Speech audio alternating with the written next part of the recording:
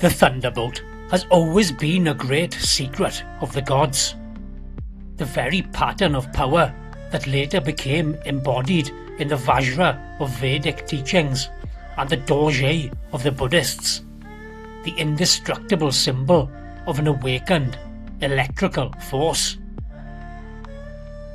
Throughout the ancient world, the Thunderbolt appears in the hands of deities who stand closest to the creative energy itself, like Zeus hurling his lightning bolts from Mount Olympus, Indra wielding the Vajra from his white elephant, Vajrapani raising the Dorje in Buddhist art, and the Sumerian storm gods gripping radiant, open thunderbolts as they strike down chaos and disorder.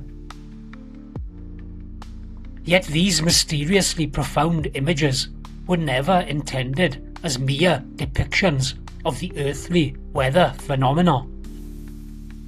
They were metaphors for the concentrated, awakened bioelectrical current that only the gods, and those who learn and respect their methods, can wield. In Vedic and later Tantric art, the Thunderbolt or Vajra is often paired with the horn's hand sign, a gesture linked to the protective, creative force, suggesting that the weapon and the inner energy it represents are inseparable. In this context, the Vajra, like the spiralling horns of the ram, the curling tusks of the boar, or the branching antlers of the stag, is an emblem of protection. Indeed, in Buddhist teachings, it is known as a weapon for combating demons, or the Maras. However, what is rarely understood is that the Vajra may not only be a symbol of divine protective power, but a physiological and energetic instrument for its very cultivation within the body. An acupressure tool. A utilization I believe to have been largely forgotten in modern times, yet preserved within the symbolic mystery teachings of old. From my own research, study, and experience, it has become clear that the small, handheld Vajra is purpose-built to access the body's subtle pathways, the meridian channels of the Far Eastern tradition and the Nadi and Mama network of the Vedic teachings, the very junctions where our energy, nerve flow, and consciousness converge.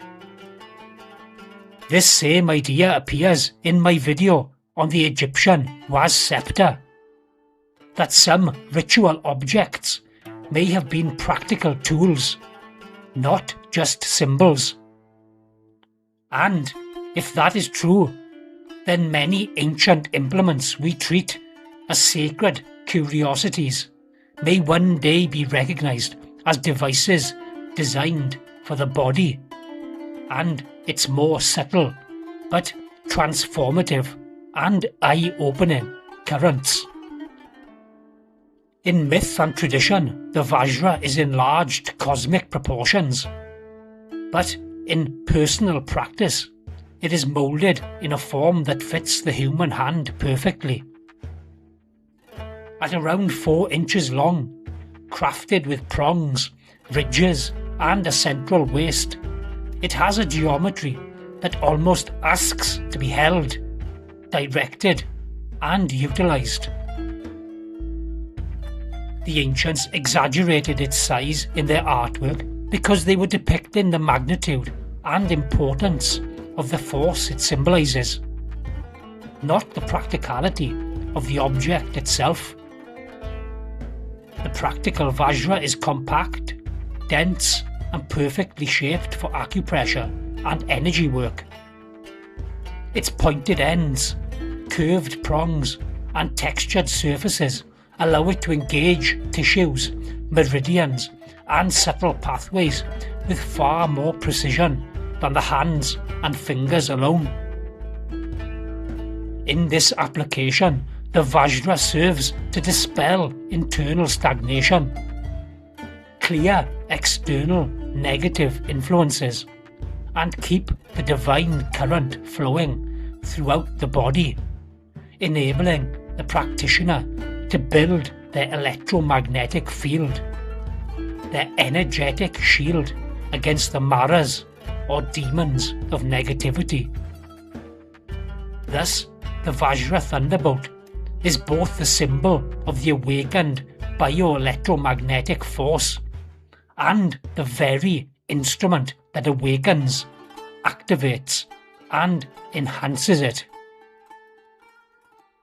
What the ancient ritualists encoded symbolically, the modern practitioner is now able to feel directly, the Vajra's form being perfectly suited to guide and awaken the body's subtle electromagnetic energy.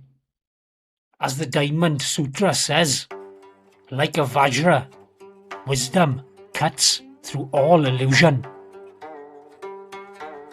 When held correctly, like with the Hand of God configuration as a stabilizing base, the Vajra becomes an extension of the skeletal and muscular system. Its prongs sit comfortably between the fingers. Its upper prong aligns with the fingertips, turning the hand into a directional tool capable of applying sustained, accurate pressure to transformative energy points on the body. This is where the symbolism becomes practical, as the Vajra Thunderbolt is not just a mythic weapon against imaginary demons. It is a method for battling external negative influences and dissolving the internal knots, tensions, and blockages that obscure our clarity of mind, decrease our vitality of spirit, and block the opening of our psychic inner eye. The neck is the first area where this work becomes truly transformative. It acts as a key passageway for blood flow, cerebro-spinal fluid, nerve pathways, and subtle energetic channels. When these tissues become tight, compressed, or stagnant, the head center cannot fully awaken. Working on this location with the Vajra in a seated position is often the most accessible way to begin. When seated upright, the spine naturally aligns, the chest opens, and the head can pivot freely, allowing the tool to meet the neck muscles with ease and control. In this posture, the Vajra rests easily in the hand, and the practitioner can guide the upper prong into the suboccipital region, the sides of the neck, and the upper attachments of the sternocleidomastoid muscle simply by turning or tilting the head.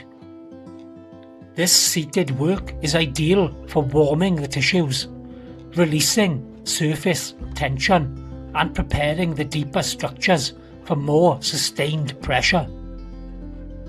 For many people, this may be the first moment they feel the lightning release sensation, that small surge of clarity as the tension at the base of the skull begins to dissolve, and the blood-filled sinuses and cerebrospinal fluid-filled ventricles begin to release. Practicing with the Vajra while lying down allows gravity to steady the hand while the head gently settles into the tool.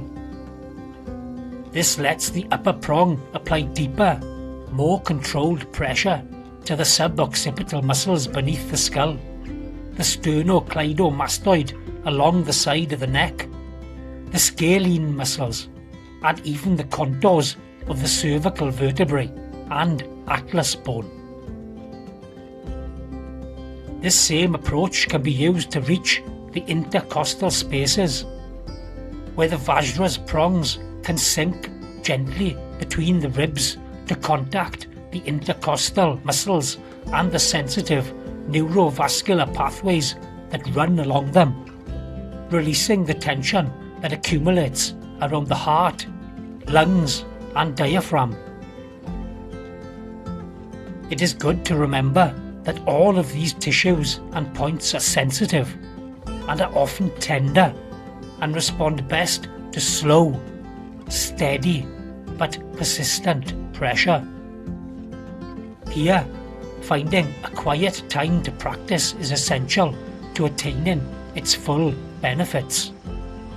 This vital work improves circulation into the head, supports deep regenerative sleep, and restores vitality by freeing the pathways that nourish the brain and the subtle centers behind the eyes. This is how we keep the powerful awakening energy flowing. From the neck, the work flows naturally into the shoulders. This transition is seamless because the same tensions that accumulate at the base of the skull often anchor themselves across the shoulders. With the same technique, the Vajra can be guided along the rear shoulder complex, the supraspinatus, infraspinatus, teres major and minor, the upper and middle trapezius, and the deep fibers around the scapula, thus releasing the dense and sensitive musculature that anchors the back of the shoulders. The scapula itself is a vital site for the release of built-up tension and stress.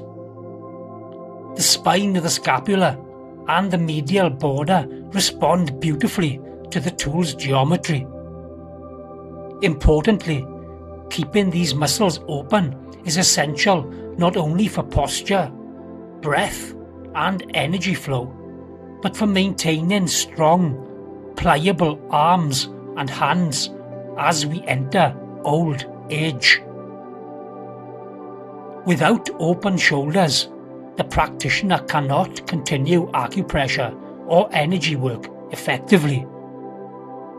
In this way, the Thunderbolt, like the Egyptian was scepter, keeps the channels of action, the arms and hands, electrified, active, and alive. For those who do not yet possess a Vajra, the same principles can be explored with a modern AcuTool, a small wooden or metal implement shaped for precision work along the body's energetic and anatomical pathways. These tools are not new inventions by any means.